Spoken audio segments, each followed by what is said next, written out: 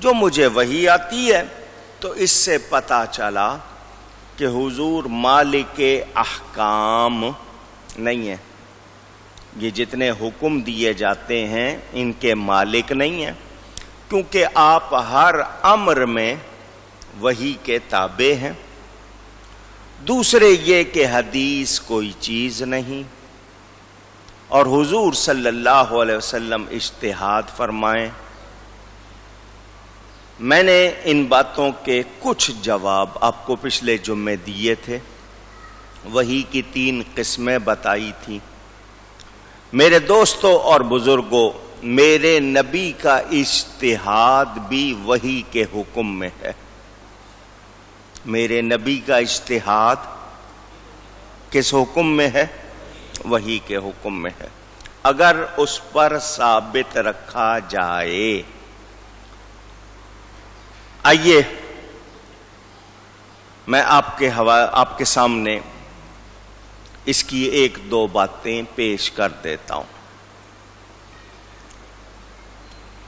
مالک احکام نہ کہنا۔ حضور صلی اللہ علیہ وسلم مکہ مکرمہ سے ہجرت فرما کر مدینہ منورہ آئے تو جتنی احادیث فرمائیں وہ آپ سنتے رہتے ہیں۔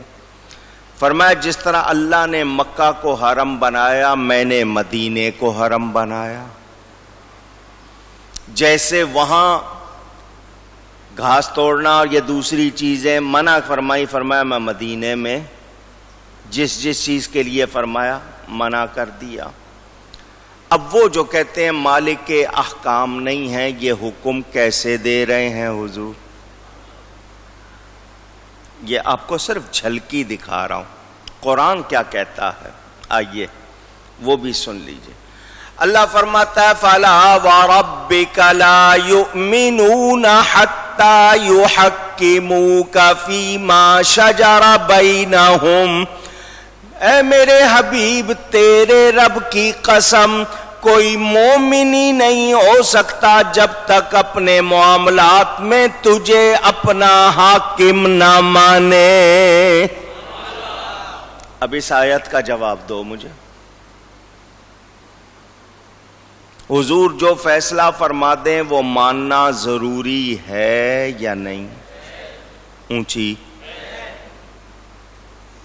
اب احکام کی لسٹ سناؤں آپ کو؟ مجھے وہ سارے احکام جو آپ سب ادا کرتے ہیں ذرا قرآن میں دکھا دیجئے۔ بلکہ میں ایک موٹا چیلنج کر رہا ہوں، پوری دنیا کے جتنے لوگ ہیں ان سب کو مجھے قرآن والی نماز پڑھ کے دکھا دو، موٹی بات، باقی کو چھوڑو۔ 5 ستون ہے نا گواہی کے بعد نماز، مجھے قرآن والی نماز پڑھ کے بتا دو۔ تم کہتے ہو نا حدیث کوئی چیز نہیں، نبی کو کوئی اختیار نہیں، مجھے قرآن والی نماز پڑھ کے بتا دو۔ ہم نبی کے بغیر قرآن پر عمل کر سکتے؟ اونچی کہیے۔ اگر کوئی ہے دعویٰ کرنے والا تو آئے اور مجھے پڑھ کے بتا دے، کر کے دکھا دے۔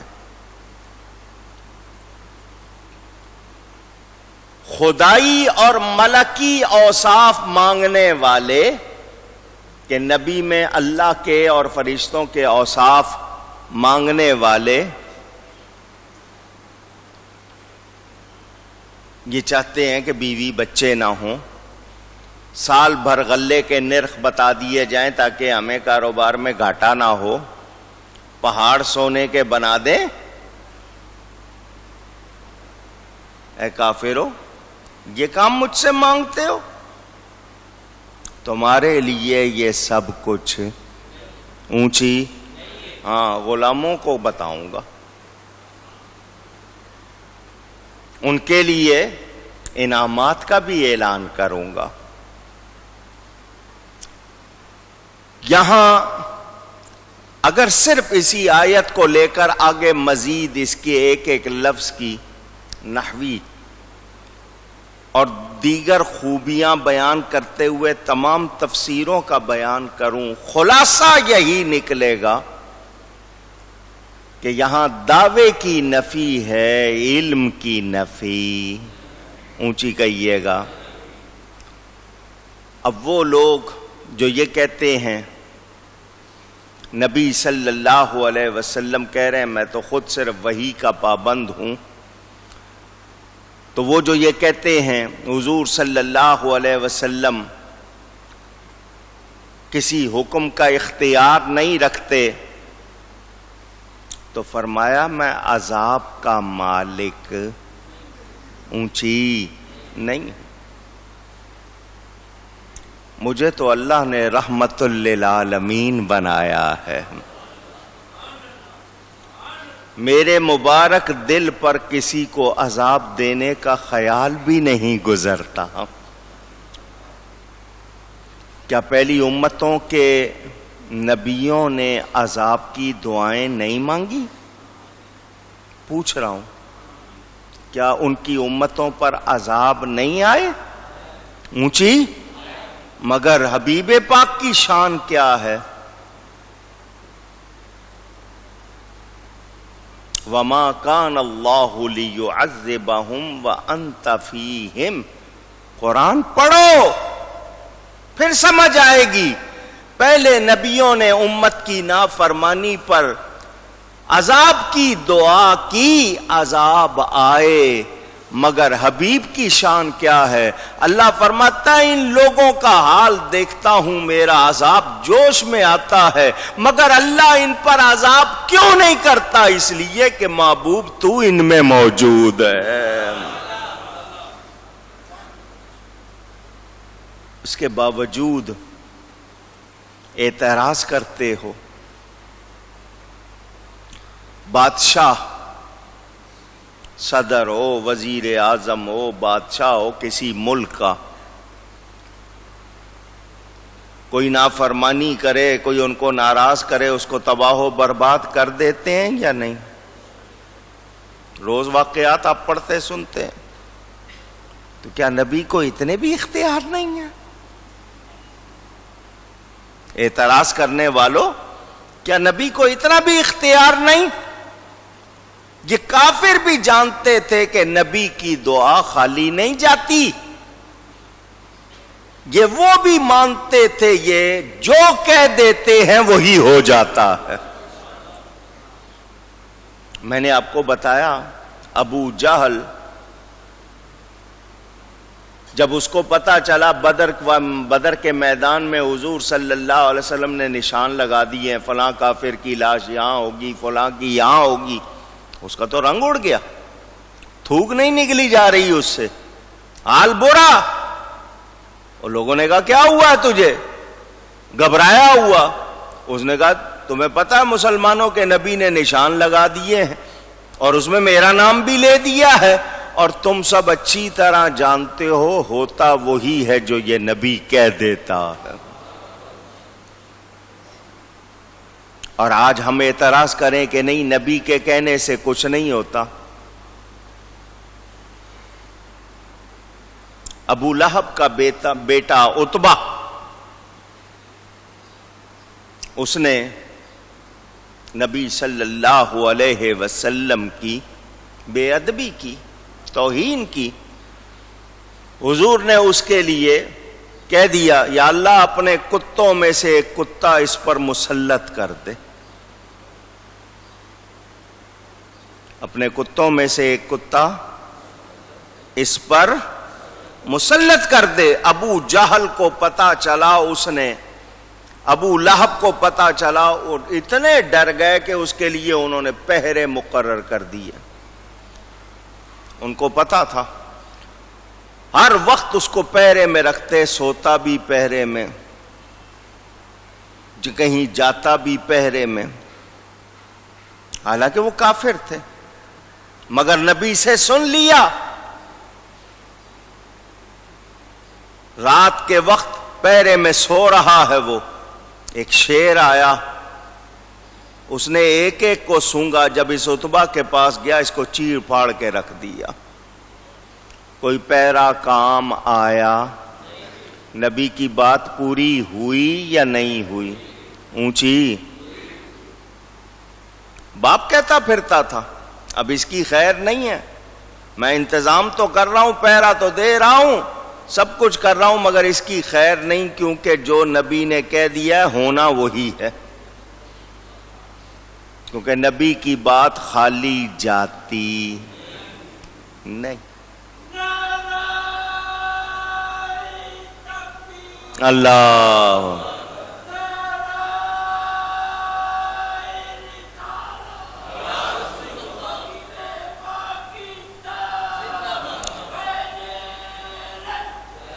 اب دھیان سے سنیں، اللہ فرماتا ہے ان اتبع الا ما یوحا الی، بے شک میں تو اسی کا تابع ہوں جو میری طرف وحی ہوتی ہے۔ آگے بھی تو پڑھو، قل هل یستوی الاعمی والبصیر، اے میرے حبیب آپ فرما دیجئے اندھا اور بینا برابر ہو سکتے ہیں؟ کیا مطلب؟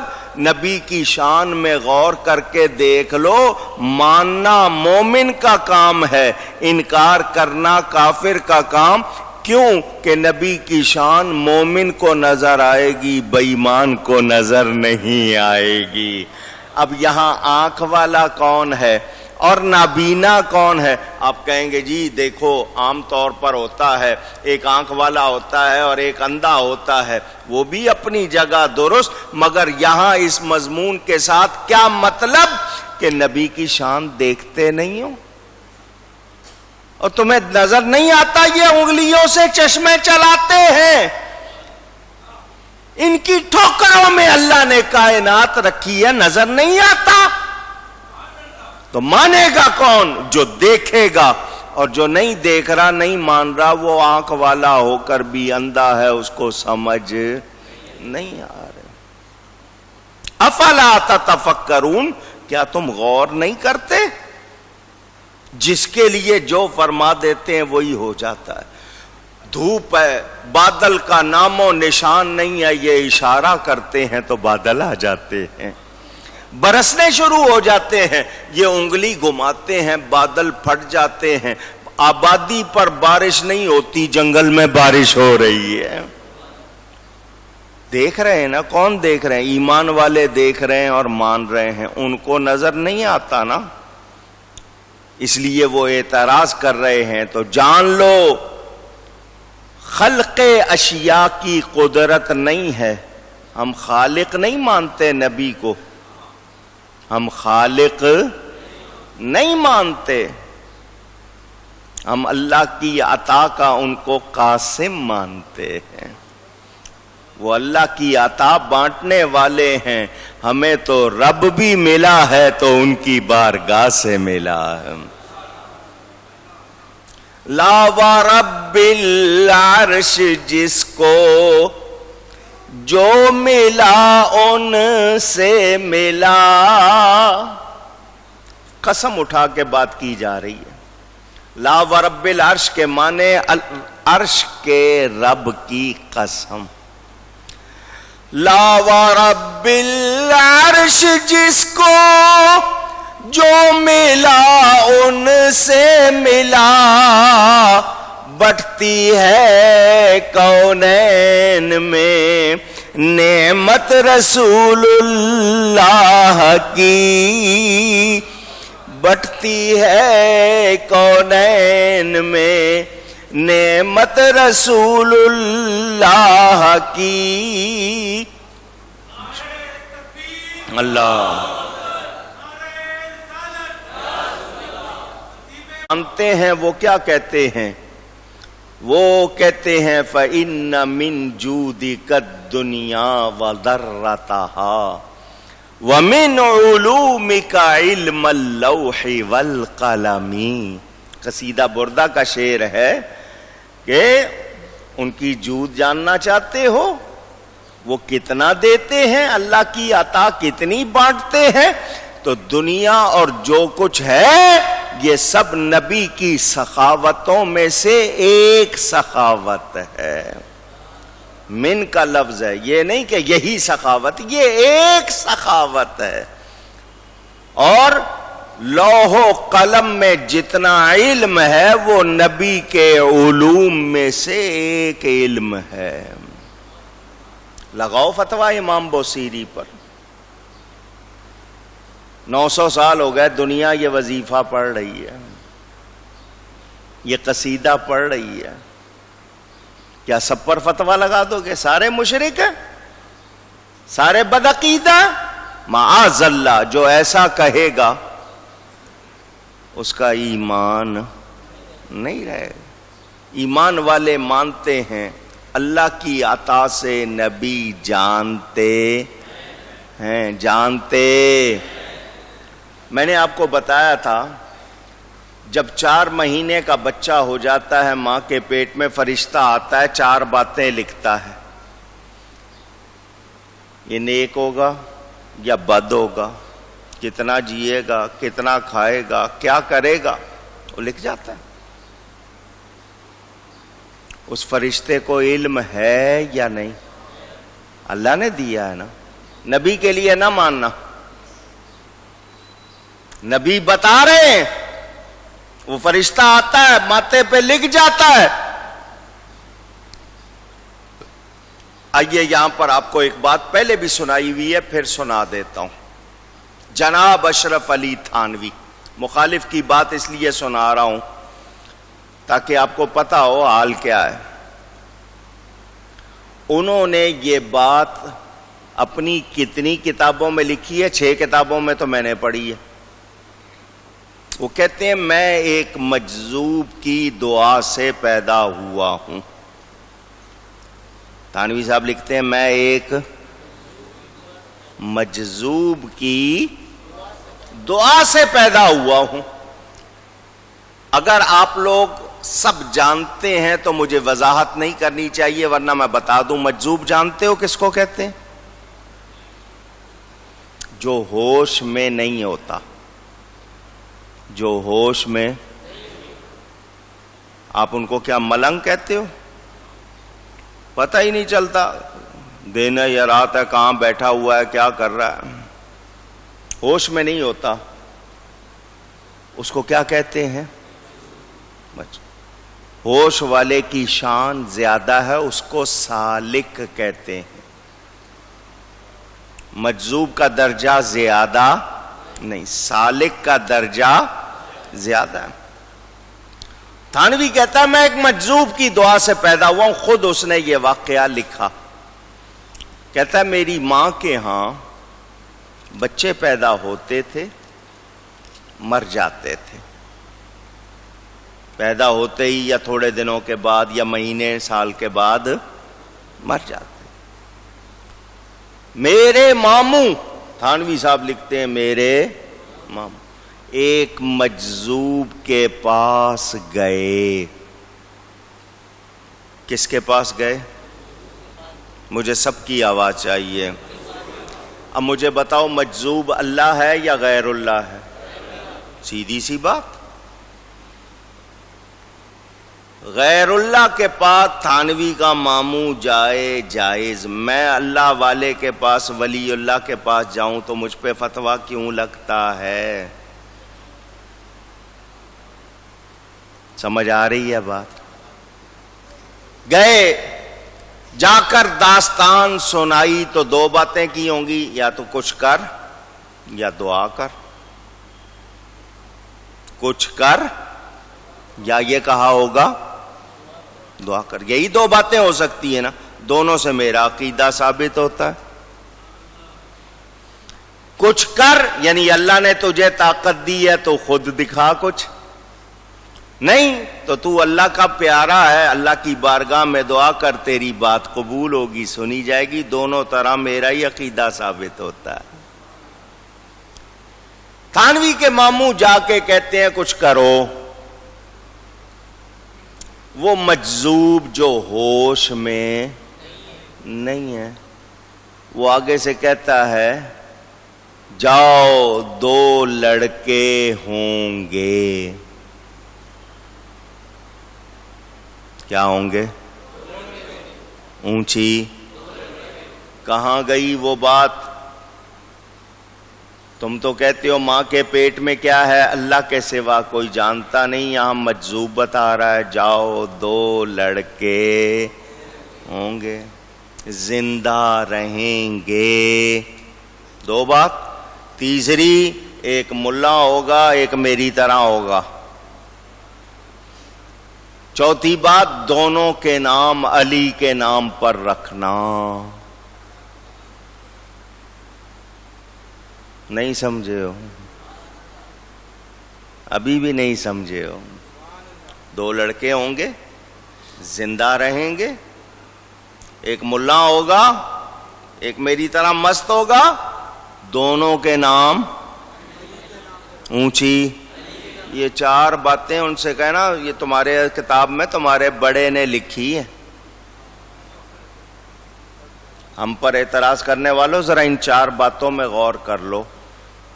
ماں کے پیٹ میں کیا ہے اللہ کے سوا کوئی نہیں جانتا. کل کون کیا کرے گا اللہ کے سوا کوئی نہیں جانتا. کب مرے گا کوئی نہیں جانتا. یہ ساری باتیں تو مجذوب بتا رہا ہے جو ہوش میں نہیں ہے. جب مدہوش کا یہ عالم ہے تو ہوش والے کا کیا عالم ہوگا. کوئی جانے تو کیا جانے، کوئی سمجھے تو کیا سمجھے، دو عالم کی خبر رکھتا ہے دیوانہ محمد کا صلی اللہ علیہ وسلم. اور جن کے دیوانوں کا یہ حال ہے ان کے فرزانوں کا کیا حال ہوگا.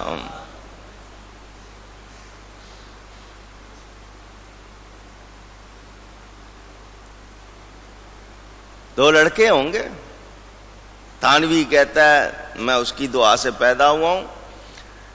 میرا نام اشرف علی ہے، میرے بڑے بھائی کا نام اکبر علی، کیونکہ اس نے کہا تھا علی کے نام پہ رام رکھنا. میں ملا ہوں، میرا بھائی تھوڑا سا مست ہے.